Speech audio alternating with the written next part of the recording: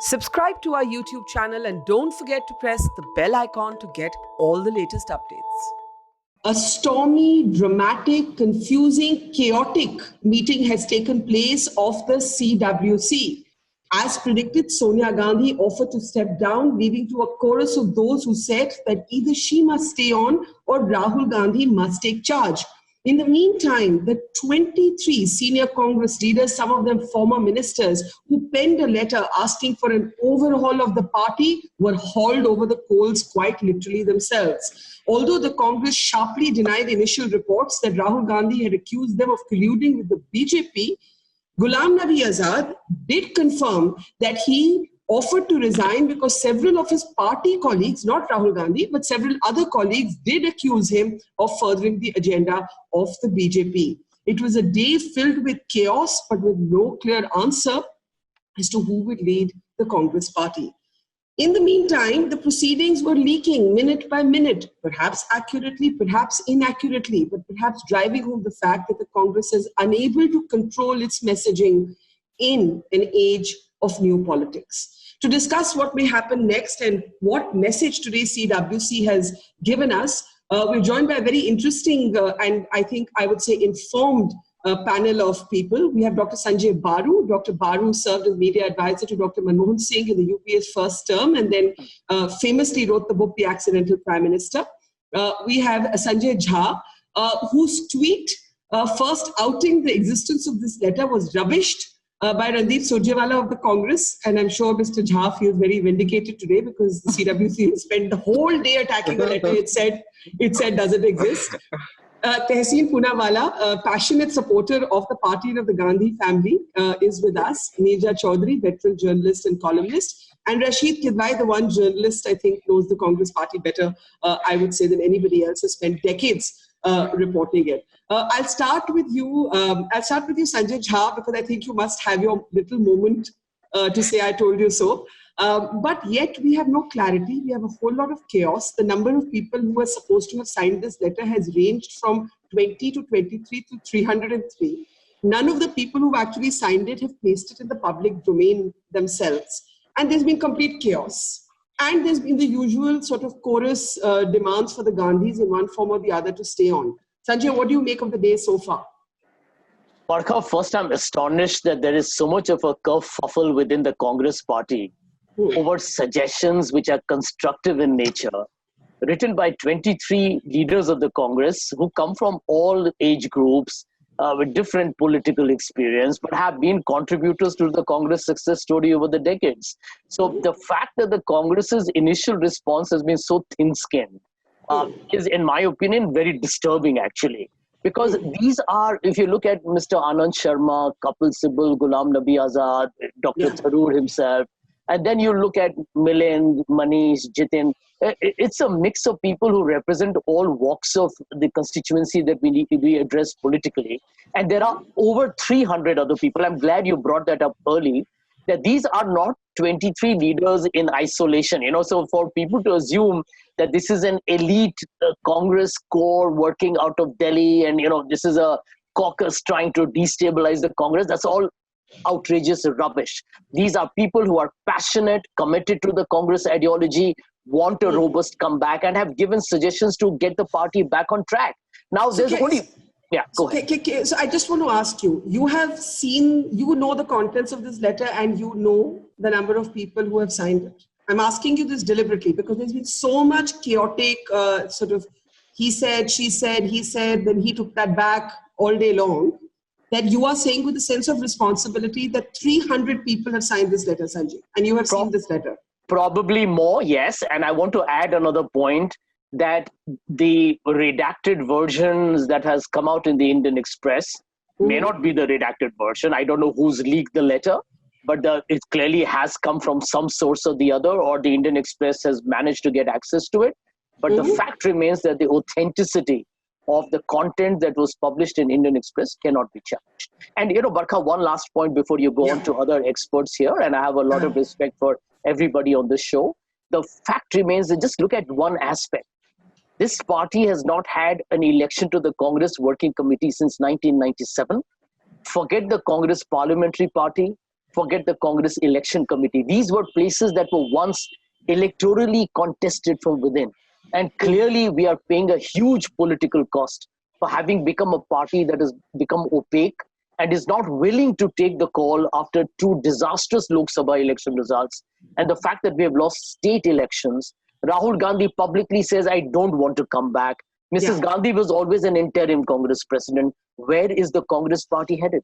Okay, I want to now go to I want to go to Dr. Sanjay Baru, but before I do that, Sanjay, I'm going to read just two lines from one of the chapters in your book, The Accidental Prime Minister. And you are quoting from the Mahabharata and talking about Dr. Manmohan Singh and the mistake he made in committing to what you call a kind of political monarchy. And the sentence is this: moreover, promising loyalty to hereditary succession is a monarchical attribute, not a democratic one. That was Dr. Singh's fatal error of judgment. And you draw an analogy with Bhishma's failure when he did not put his foot down on the Kauravas' succession. Now, today too, from reports emerging from the CWC, Dr. Singh was among the first to say this letter is a terrible business and the Gandhis must continue. This is somebody you've served with for 5 years, and this passage seems to have a lot of resonance today. Dr. Baru. Barkha, I don't want to talk about what is happening today, but since you mentioned this particular ending of my, let me say that the essence of my argument, right through that period, including when I was in PMO, and I've had long conversations with Dr. Manmohan Singh on these personal conversations, was that the Indian National Congress, started as a national political party, should not be allowed to become like a Mulayam Singh Yadav's family property or a,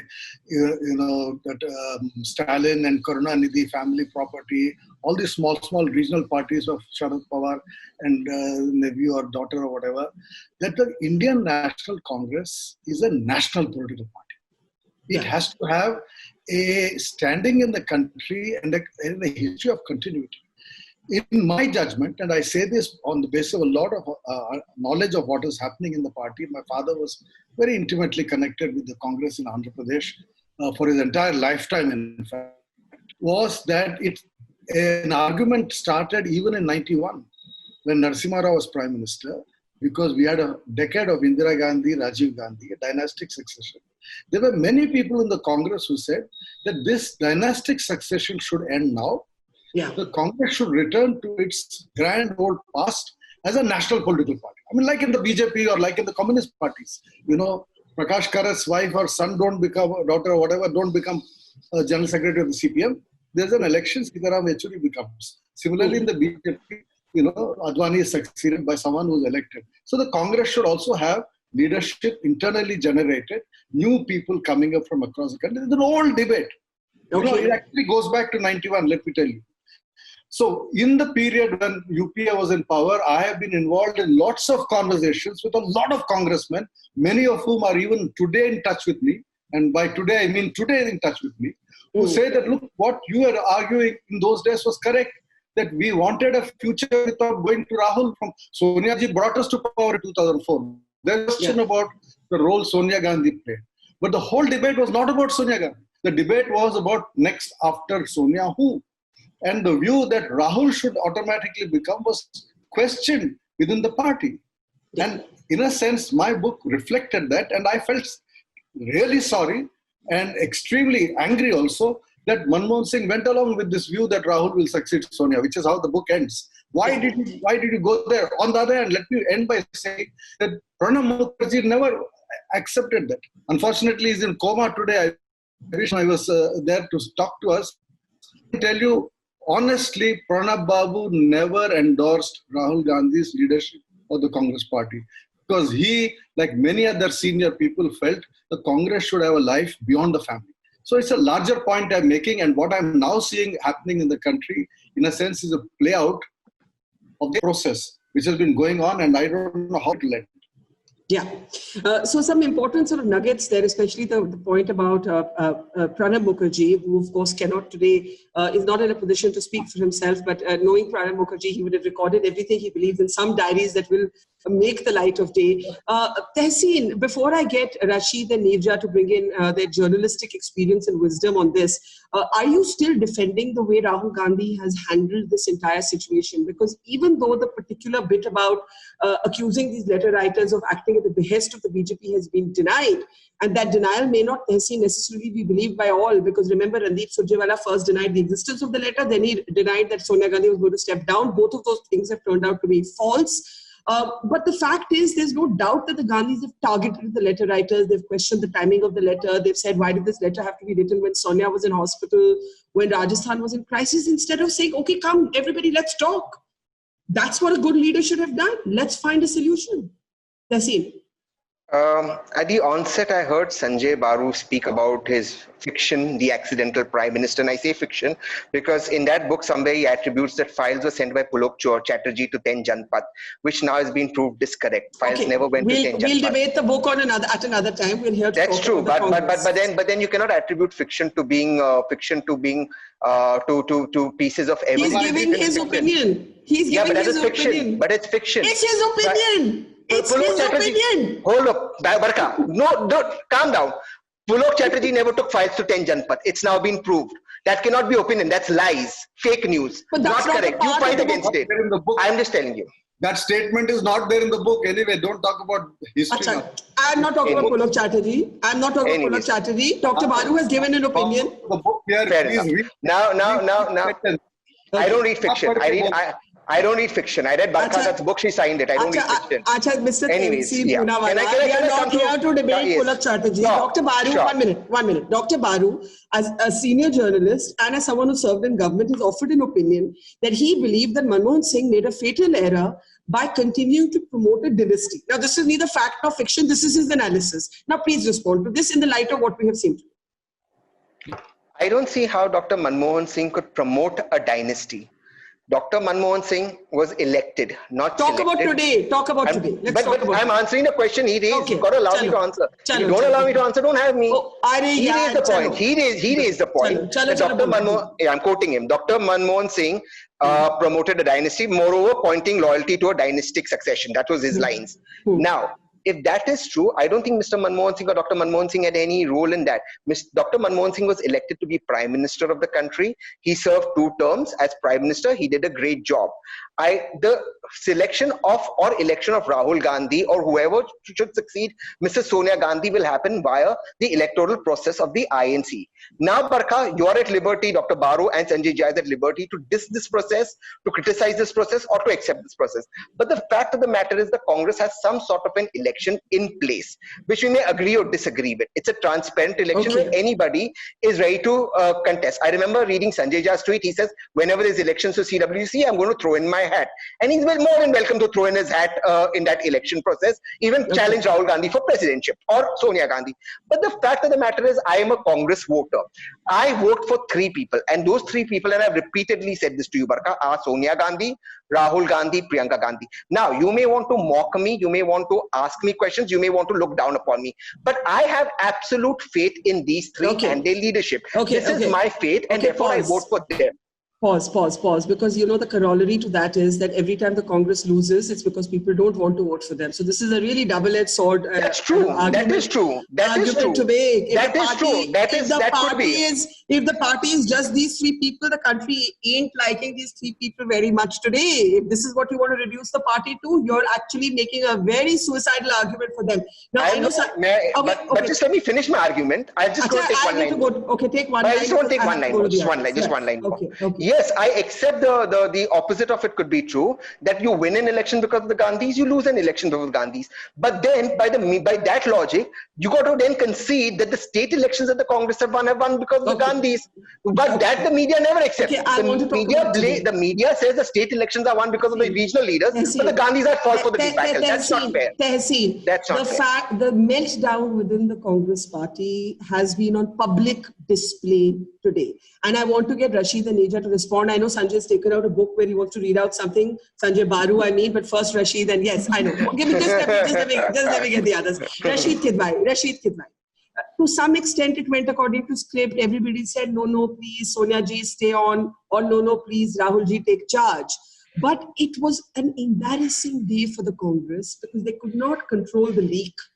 Journalists had access to people sitting in on that meeting, and some variation of that meeting kept leaking. And therefore, they just couldn't even keep a lid on the messaging of today, Rashid. Yes, but a few things. First of all, the Congress is in mess. There is no doubt about it. Whichever way you look at it. See, I think Sonia, Rahul and Priyanka, they may not say it, they may not ever say it, but they have a sense of hurt. And the reason being that they think not once but thrice Sonia Gandhi was pulled out, when she was not in politics. First, the day Rajiv Gandhi died, the entire CWC. By the way, the two people who went to meet Sonia Gandhi were Pranab Mukherjee and Ghulam Nabi Azad. That day on 22nd of May.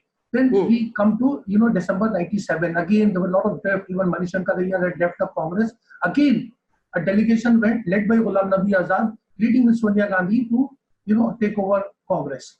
And third time when, Rahul Gandhi had resigned, and from between May 25th, 2019 to, August 9, 2019, the Congress could not find a leader. And finally, again, who was the prime mover? Draft Sonia as the interim president, Mr. Ghulam Nabi Azad. So there is a sense. But then today his loyalty is being questioned, if not by the Gandhis themselves. What is so wrong in this letter? What is so wrong in this letter in saying that full visible leadership is needed, the uncertainty has to end, elections should be held. If Rahul is not taking charge, let there be an open race. I actually feel the letter, as at least the content we know, has not gone far enough. If you ask me my opinion, I think the letter has not gone far enough. Because Barkha, me and you are not members of Congress Party. For Congress Party, this is a Bible, the party constitution. It has given all the solutions that are possible. Now, in order to throw a leadership challenge or call a CWC or AICC, all these provisions are there. I don't want to, just. So what do you make? What do you make of today, Rashid? What has happened today? What is the message from today's developments? Rashid. Today's development is that the whole issue is about political leadership. In a political party, it's about political leadership. Atal Advani, Jodi was there with BJP in 80s, 90s, all that time. Till they found alternative to Mr. Advani, and that alternative was Narendra Modi and Mr. Advani, whom everyone had fierce sense of loyalty, deserted him. The same thing will happen with Congress, but that's not a situation today. Because today Congress, average congressman is indebted to Sonia for back-to-back, victory 2009 to 2004 and 2009, and they see a sense of hope, in Priyanka Gandhi. So it's a mix of that. So they don't want to spoil that. This is the dynamics of Congress Party. Anyone who tries to upset it is obviously going to get a flack.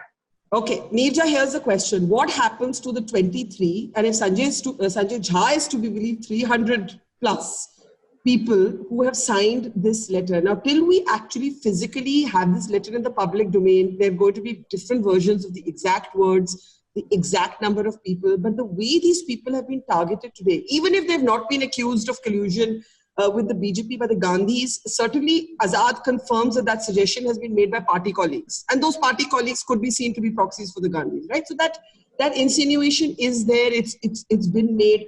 Has the Congress missed an opportunity? This could have been a chance. There's one person, Sonia, who doesn't want to go. There's one person who stated he doesn't want to come back, Rahul. There should just have been a call for an open election today. That's what any grown-up party would do. To answer your question briefly, yes, it has been a missed opportunity. The response of the Congress Party today is precisely what ails the Congress Party. Sanjay Jha talked about this word kerfuffle. There was a kerfuffle about the fact that the Gandhi family was being targeted. The Gandhi family was actually not directly being targeted. There was a reference to the need for a full-time, active, visible president, and for elections to be held to different bodies, and for the party to become an effective instrument. Now, I mean, you can read various things into it, but certainly when you ask about the missed opportunity, the kerfuffle should have been on these issues.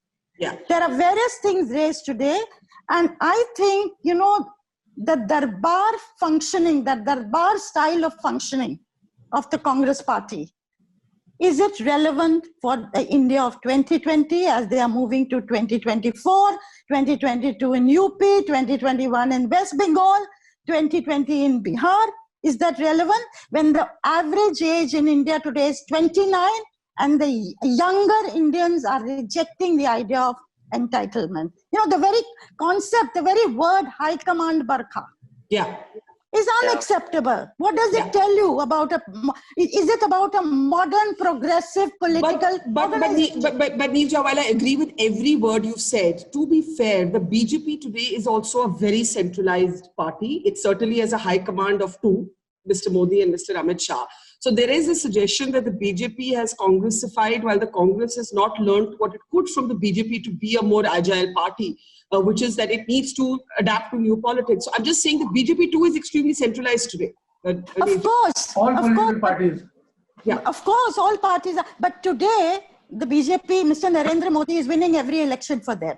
Yeah. The Gandhis who are heading the party today are not winning elections for them. And that is a cause of worry. Why is it that is happening? And if you have to be distinct from the BJP or any of the regional outfits, what is it that the Congress party, 135-year-old party, the grand old party, and what it stood for, right from the independence and all through the 50s, 60s, 70s, all that we have seen also. What is this Congress party going to stand for? Barkha, let me say this, that the Congress party really does not belong to a group of people.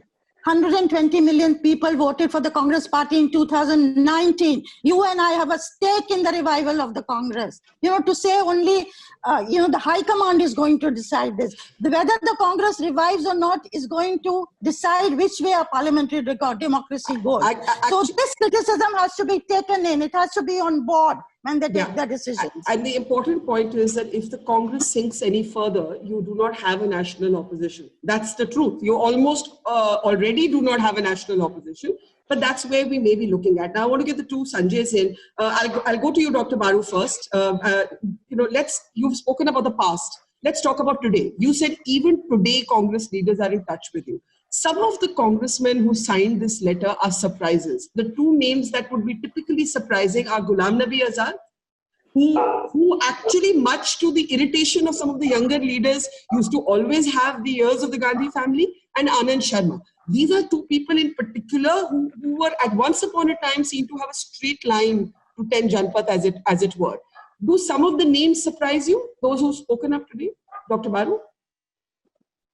Certainly, I mean, many of the names, not just some of the names, many of the names surprise me, considering that they've been very quiet. But the sentiment doesn't surprise me at all. This is a widespread sentiment. I think Sanjay Jha said 300 people. I know, I come from Hyderabad, I know Telangana, I know Andhra Pradesh. This is a very widespread sentiment. And it's about survival. See, I don't think it is about whether they like Sonia Gandhi, like Rahul Gandhi, like me. It's not about them. The issue is not the family. The issue is their individual survival. Each one of them is asking, what happens to me in the next election? What happens to the investment I have made in this party? For example, in Telangana, large numbers of the leadership have moved out to TRS. In fact, some of the people who criticized me in 2014 for my book are now with TRS and with Chandrasekhar Rao in Telangana. Very good friends of mine. And I'm sure when your book came out, Sanjay Jha, your namesake, would have criticized you also. That's okay. Politics, these things happen. But the point is that all of them are concerned about their own survival, their own political future. So we have seen people joining like Jyotiraditya Scindia going to the BJP. We have seen Keshav Rao going to the TRS. In different parts of India, different congressmen are finding their way out. So here is a group that is not yet ready to move out, but wants to look inward. So that is the way I look at what's happening. Sanjay Jha, I want to ask you what you think will happen next, because you've clearly been in touch with some of the men and women who are now being called dissenters. We have reports that Ambika Soni, this is reported, until we actually see the video of this recording, we'll have to go by the dribs and drabs of information that are coming out, that Ambika Soni suggested that within the party constitution, action can be taken against those who've spoken, and those who wrote the letter said that they were not questioning the Gandhis, they were only worried about the fate of the party. Now, are these people going to backtrack? Are they going to backpedal? Are they going to be marginalized? Are they going to be punished? Are they going to do what a Sachin Pilot had to do in the end? When the numbers weren't with him, he had to go back. What do you see happening next? Barkha, before I answer your question, which I will, I want to tell Sanjay Badu that, I gave a templated condemnation of his book around the time when it was launched. But Barkha, I've always believed that you should always read material that you believe is anti your party. And honestly, when I read Dr. Badu's book, I haven't seen the movie. I found it actually much more milder. Dr. Badu praises Dr. Manmohan Singh to a great extent. And he's been candid about the fact that maybe there were times when Dr. Singh should have been a lot more assertive. And it is far from hypercritical of the Congress party as Tehseen has probably read from some reviews perhaps. But to answer your question, I do believe that in this occasion, Barkha, you will see that the 23 signatories and 300 more, and the number is rising. Manishankar Iyer, Mr. P. Chako, Anil Shastri. I have read somewhere that even Mr. Hari Prasad have all said we back the content of the letter. So the chorus for change is escalating as we talk, and I think that's what a democratic debate is all about. I think Neerja nailed it absolutely correctly. Today, if the Congress does not listen to its own people, who is going to give you the advice? The BJP, the Samajwadi Party? I mean, you have to ultimately listen to the talent that you have within. It's a very logical, natural point of discussion. And what next? What next? Quickly, what next? And Tehseen and Rashida. Well, I can tell you one thing, Barkha. We are going to be insistent on transparent elections.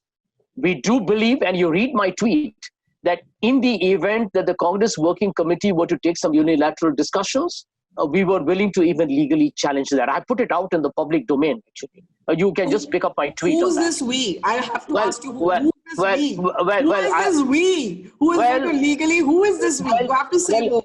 Well, I will leave it to you to read my tweet. I'm not going to take too much of your time on that. But the third point. Very convenient sensitivity to taking up time suddenly. Yeah. So and the third point. See, I'm very democratic by nature. The third point is that this is a party that once had elections to the Congress Election Committee, for God's sake. Yeah. The Congress Parliamentary Party. We have just completely obliterated that. And I do believe that the intent behind this letter is not about personal survival. I think somebody made the point that it's about tomorrow and day after. Okay. I don't think so. If the Congress party does not reinvent itself now, all brands do it, then I think we are forcing our own obliteration. Okay, Tehseen and Rashid. Tehseen, you first. What should happen next? And I asked you this because when you were on this program talking about Sachin Pilot, you said, and you said it to Sanjay Jha, you said we'll find our own solutions. Do you now believe that these 23 people today accused by Congress people of colluding with the BJP, should there be action against them or should they be heard? I do have certain inside information. So one of the things that did happen today was not colluding with the BJP. One of the things that happened was said that the timing of leaking that letter, there's a difference in the two. It tends to help the BJP. There was no need to leak the letter, especially to the journalist Manoj from Indian Express. And I think a couple of us know who's leaked it, though I don't want to put that out in public domain. So that was the issue. But the point is journalists will hunt for a leak. It's our job. That's true, and nobody's blaming the journalists. Nobody's blaming journalists. Barkha, you've not interrupted anyone. I am not blaming journalists. I only interrupted because you made a mention saying, especially not to so-and-so journalist. And as a journalist, I don't think I should let that go by without comment. I don't think you're hearing me. I think all of us would have loved to scoop the story that Manoj did. That's true, but so let's be fair. So let me so then I'll take a little more time. Let me just say. This letter was not even shared on WhatsApp between those 23 or whatever number of people. It certainly isn't 300 as Sanjay Jha claims, inflated claims. It wasn't shared on WhatsApp simply because nobody trusted the other not to give it out on WhatsApp. So this letter, the persons who actually drafted that letter spoke on landline, spoke on WhatsApp so that the conversation could not be recorded and had let out a draft of the letter. Therefore, it came as a surprise when it was given to Manoj by one of the people who had signed that letter. This is not about accusing Manoj or any journalist. Let's be clear on that. Okay, so that's the first part where the timing was suspect. Now the second issue. everything that letter raises could be legitimate and has legitimate grievances, and that should be noted by the Congress. I have never denied that. I've always said that to you. But that does not mean that at the end of the day, that what is within our house, a problem within our house, is sorted out very, very publicly. For example, and I'm going to slightly divert. Today, when we talk about, people talk about the great Modi victory, JP Nadda was the president of the BJP, can't take a line against Amit Shah ji. What sort of presidency is that? But I have seen people with my own eyes disagree with Rahul Gandhi on his face on a number of things he said. And Rahul Gandhi is democratic enough to respect that. So when you have a leadership that's democratic enough to listen to you, why are you washing dirty linen in public? That's the limited point that's being raised. Okay. My last point to you. Sanjay is absolutely right. Neither do I play tennis nor do I read fiction. But PMO on March 13, 2014 did rubbish Sanjay Baru's book, and therefore I don't want to go into that. It did rubbish it, and I quote saying that no files were shown or guidance taken. So at the end of the day, we've had Jaychans in our party that have only helped to work for BJP, and that's the problem. It's been timing over, whether it's CAG, whether it's people in PMO or spokespersons, what to do. Okay, I'll let Dr. Baru respond to that if he wishes to, but first Rashid, because he's been waiting a long time, and Nirja, I'll come back to you, Sanjay Baru. Rashid, what do you think will happen now? What do you think will happen now? That's the key question, right? We've been discussing the past, we've been discussing the structural problems. Where does the Congress party go from here? I think, you see, Rahul will be a successor. It's a matter of time, whether it's today, tomorrow, or it's time to come, because there is no one who's prepared to take, and this is about political leadership, and that is the Gandhis, the majority of Congress people wanted.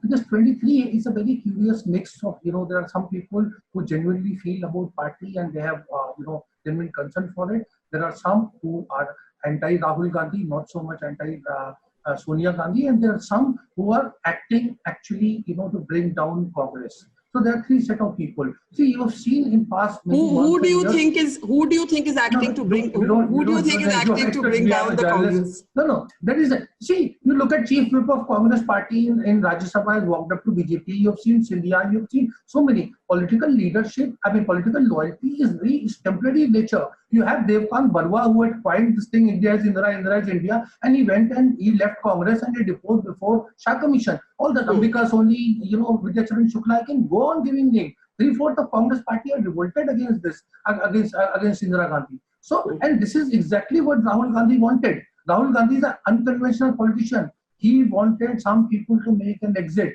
It was error of judgment for Sonia Gandhi to go on trusting this.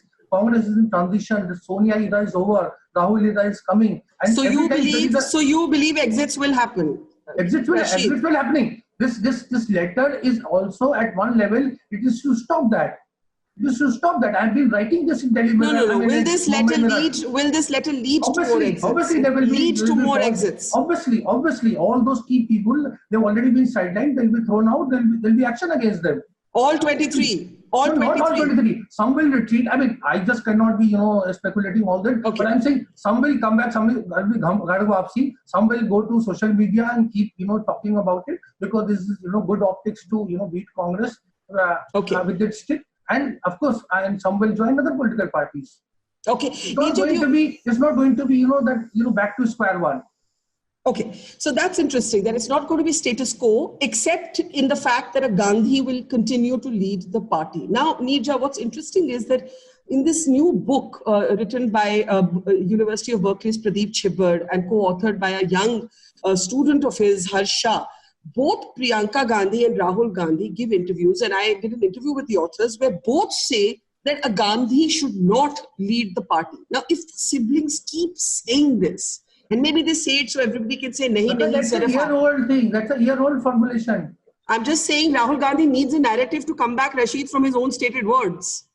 He needs some narrative to come back from that stated position that a Gandhi should not lead the party. So Gandhi came back. On 9th of August 2019, Sonia Gandhi became in. Yes. Okay. Let me just ask Nirja this. So, do you think this is a kind of Sharad Pawar moment? Is there going to be a split in the Congress, or is it just going to be the fading away of a few people who dared to open their mouths? Nirja. I don't see a split as of today, Barkha. For them, it depends on what the response of the party is going to be to the points that have been raised. They will certainly, from the way the CWC work today or function, they will certainly try to sideline these people, corner these people, and paint them as BJP stooges. Yes, I don't know what the words were inside the CWC, but the effect is the same. And therefore, what does it tell you about the revivability of the Congress party? Because that is the thing, yesterday it used to be said that the party needs to revive. Today, and this is many people, particularly the younger leaders inside the Congress, who are asking this question, can the Congress actually be revived? Or is it really now a gone case? It's a case of terminal decline. Now, that to me is very tragic, that, that the debate should come to that. To talk about the timing of the letter. Yeah. If your party president, interim or otherwise, does not meet people, is not accessible, and it's due, you don't blame her because she is not well, and that's a fact. She took on to be interim president in a particular situation. And if Rahul Gandhi, to whom all the major decisions were being referred, and he was doing what these people, a lot of people in the party feel, backseat driving. And that is what they found objectionable. If you have to lead the party, come up front and lead the party. Be accountable for it. Yeah. Don't have these unfettered powers otherwise. Yeah. So therefore, the timing of it, if you're not going to give access to people, where are they going to go? Are they not going to raise these questions via letters?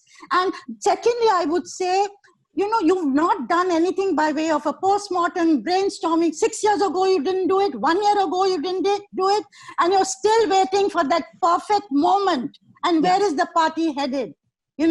Nowhere at all. So, and given the larger context of this and what it means for the non-revivability of the Congress party, for the Indian politics, for our parliamentary democracy, they're huge.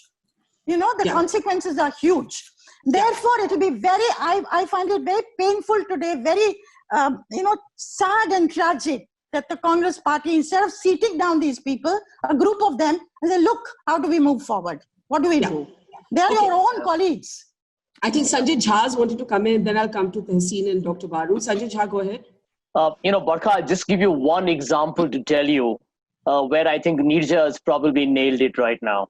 One example is sufficient to understand why the Congress has got a monumental crisis on its hands. 6 years, 2 Lok Sabha elections where you get 44 and 52 seats, wretched performance. You lose several states. You have lost people, leaders from the party, a demoralized workforce. There is no leader at the helm. And there are still people within the party who believe there should be no change. This is, frankly, an existential crisis. Make no mistake about it. And what is the response we get? Kumari Shelja, who we all know is very close to the powers that be, openly said today, and Rahul Gandhi probably denied that he made that statement in the Congress Working Committee meeting. She said that the 23 people who wrote that letter are BJP agents. Now, clearly, if this is going to be the approach of the Congress party, I think we are committing political suicide. And therefore, I do believe that the pro-changers are going to fight it to the logical conclusion. Please, I want to tell you on your channel with full responsibility, this is not synthetic tokenism. This is about reinventing this party, because we all know that the party sinks, we sink with it. Yeah, I think that is operative, that everybody also has their own fates tied up to this party. Rashid, quickly, and then Tehseen and Dr. Baru. Yeah, sorry, I just want to say quickly. See, why do you think this is being not taken so kindly? It is not just a letter, as Sanjay himself, Sanjay Jha was referring. See, there is not one letter, there are 3 letters. And one letter, hold your breath, is addressed to Chief Justice of India. But he's talking about the legal recourse. What are they talking about? This is a political party. And I don't want to comment upon judiciary, because the judiciary is itself, showing its way of functioning. You see, the whole attempt is to dismantle Congress piece by piece. This is not something what Neerja ji is upset about. This is far more, I don't use that word, far more. Why is there a letter? Why is there a letter to the Chief Justice? Because we have Jaychand in the party. No, hang on, Tehseen, I'm asking Rashid. I'm telling you, because we have Jaychand in the party. 1 minute, उनको बोलने तो दीजिए. उन्हीं को बोलने दे रहा हूँ. Rashid. No, I'm just telling you the gravity of situation. It is not about leadership. It's not about personality. Sanjay Jha, that would change the debate. Congress party brick by brick. Sanjay, you did say earlier in the program that if there was to be a unilateral decision action by the CWC. You all were ready to challenge it legally. So is there a letter addressed to the Chief Justice as well? Well, if there is a decision taken by the CWC that is not consistent with the Indian National Congress Constitution, don't you think it's a right of the people in the Congress party to show the mirror to the people who are going to do something in an autocratic fashion? So there is a letter that's been sent, or there's a letter on standby?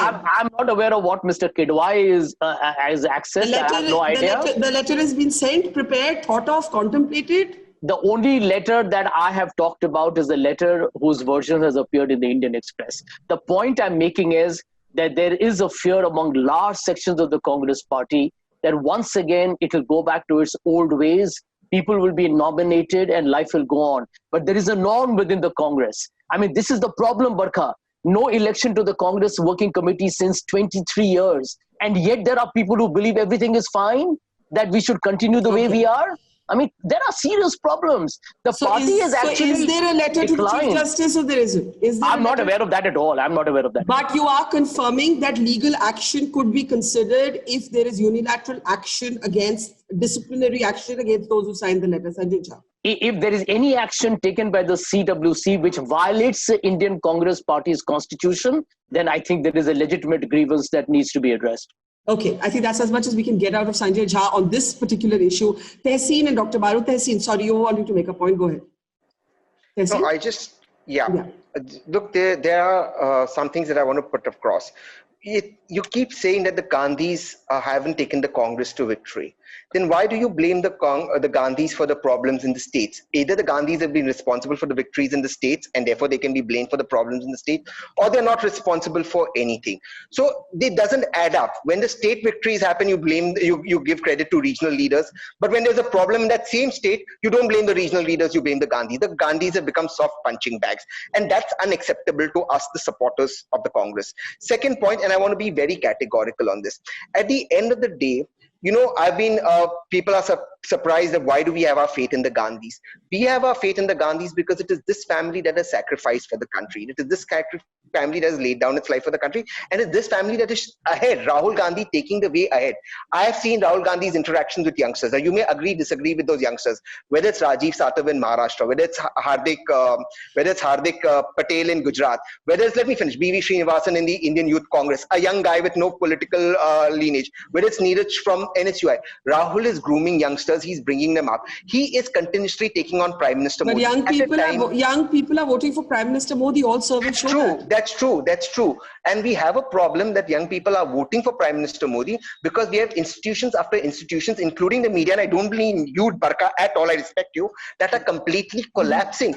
Imagine, Barkha, when you as a journalist would do debates on your former channel on draft reports of CAG. Today, CAG drops an audit and there's not a whimper. Today, the Prime Minister, let me finish, please. The Prime Minister's lied to us saying 60,000 ventilators will come. I challenge you on the show, call up, say, I have a relative who wants a ventilator, you won't get a ventilator on COVID. Okay, here's the thing. So Rahul Gandhi takes on Prime Minister Modi. Now the corollary to this is people tell no, Rahul should not take on the Prime Minister directly. They give their political advice.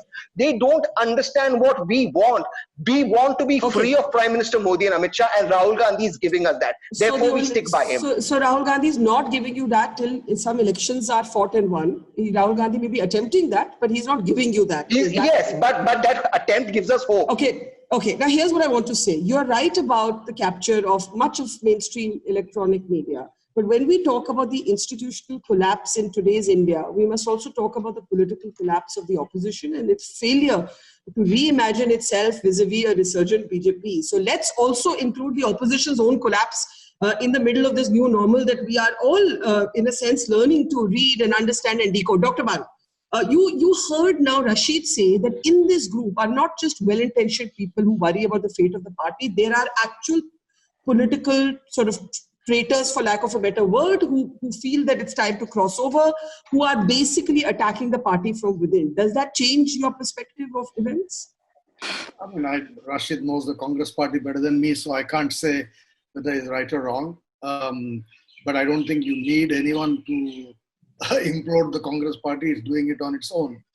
So you don't need someone to actually do this.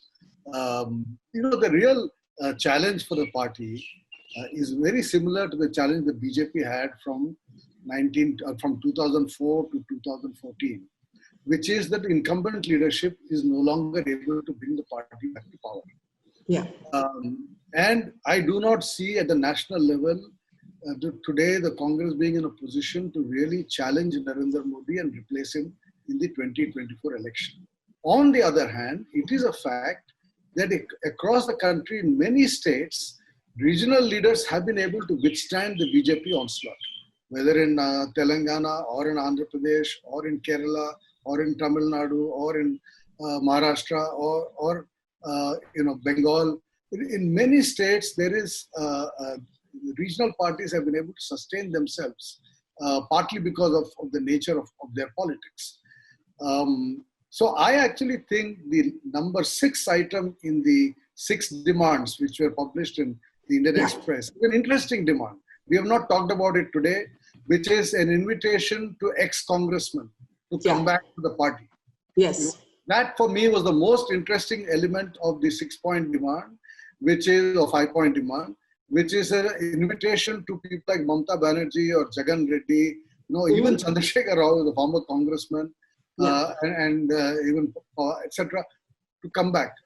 That is a reconstitution of the Congress.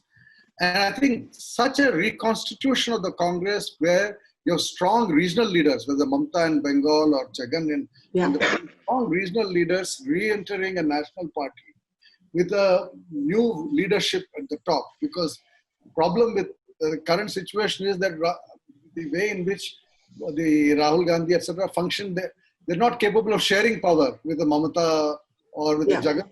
The regional leaders have got used to their regional power. So you need a new arrangement in which a larger umbrella can be created. That may finally be able to challenge the hegemony of the BJP as we see today.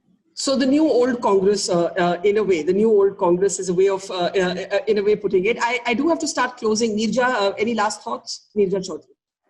Just responding to 2 points quickly that I want to make. One is, yes, it is true that Rahul Gandhi, more than any other opposition leader today, has been courageous to take on Narendra Modi-led BJP. He's done it on COVID, he's done it on China, he's done it on the economy. No other opposition leader has spoken so frontally about it. But the question that the Congress party needs to ask is, why is Rahul Gandhi not clicking? And if it's not clicking, what is it? Is it lack of credibility? It doesn't create the confidence? Is it the language he uses? Is it he represents the politics of entitlement? What is it? Number 2, what Sanjay has raised, Baru, just now, with the, after Mamata, Sharad Pawar or Jagan Reddy revolted against the party, it was the high command culture of the party they revolted against. Today, why will they come back to a Congress which is functioning in the old way? Why would they do that and lose their autonomy? They have, they have taken the place of the Congress party in their respective states. What is it that will bring them back? I don't see any logic. And an organization that is really dying out. Yeah. Unless you have a new kind of leadership and unless you have a new kind of functioning. Okay, I need to start taking last comments from all of you. I'll start with you, Tehseen. What do you see happening at the moment? How long do you think Sonia Gandhi can continue to hold on to this post till there's clarity? Till the point that there are elections, but we need somebody from the Gandhi clan to continue. I just want to make one point. These attacks on Rahul Gandhi are very thought about, particularly from outside, not the ones from inside the Congress, because like Neerja rightly said, it is Rahul Gandhi who took the bull by the horns on a number of issues and pointed them out. And today the government actually knows that beyond the point, they cannot continue to discredit Rahul Gandhi, because Rahul Gandhi is proving correct on the economy, on COVID, on China. China is still not vacated Indian territory. How long will you just continue to call somebody a liar or use abusive language for that person? People are now realizing, in fact, businessmen who voted for the BJP today say Rahul is right on GST. GST has created a lot of complications. 20 lakh crores have not come in. So they now know that since Rahul is gaining the credibility that the BJP had distorted with a fake media, this sort of revolt is sort of being created. Okay. Rashid Kidwai, Sonia Gandhi will obviously continue till this mess is sorted out. But how long can that interim role go on? She's already done it for 1 year. I think to my mind today would perhaps be her last day. and there will be some kind of arrangement by the end of the day whenever CWC ends and they have a roadmap. You see what Dr. Baru was saying, and I have a great regard and what is serious work and his sincerity. See, this is easier said than done. This kind of coming together of all that former Congress leaders. I was privy to some transaction that had taken place between the Congress Party and Nationalist Congress Party about the possible merger of homecoming of NCP. What happened was Sharad Pawar being Sharad Pawar, he was able to merge the party, but not party's assets, not physical assets, not party offices, not not money, not all kind of other things. Now what do you do? That means there was nothing. So there was a bigger liability for the Congress. So Mamta, Jagan, Sharad Pawar, these are all become they're free people. It's not an easy thing. Whatever terms and conditions, even Mamta is to be made Congress president, she will not accept it. And she will accept in such terms that will be very humiliating. So these things are easier said and done. It is not that these things are not sort of or not thought about. Sanjay, very briefly, because we need to actually close the program, so I'll allow both Sanjays to have a brief closing thought. Sanjay Baru, if you'd like to respond to that, that's not very doable, the new old Congress. No. Well, I mean, in politics, everything is possible. So I will leave it at that because one doesn't know how things will evolve. Yes. Because the bottom line for a politician is survival. The crisis for the Congress is a crisis of survival. Yeah. So when you're in a period of survival, what you want to do, what you're willing to do, you may not be willing to power. So let's see what happens. Sanjay Jha, very quickly, your confidence about Sachin Pilot staying the course did not come true. How or why are you confident that this time will be a different development from the Sachin Pilot movement? I think the whole dynamics is remarkably different. First, the Congress party has to survive to thrive. That's the first point. And secondly, I think Barkha very, very critical here, that today we are talking about a party that is losing elections by practically all of them. We have been wiped off the mind share of the young of India.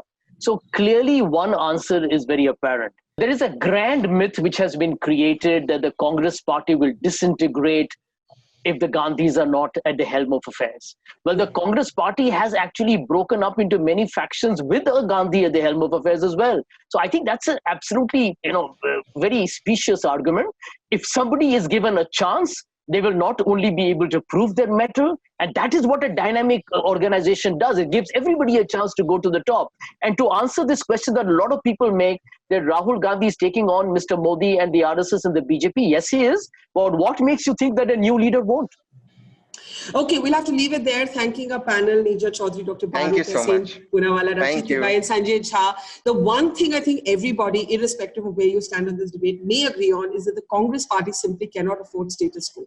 Something's got to give. And if it doesn't, then I think the voter will make herself heard on this. Thank you very much, everyone. Thank you. Thank you. Thank you.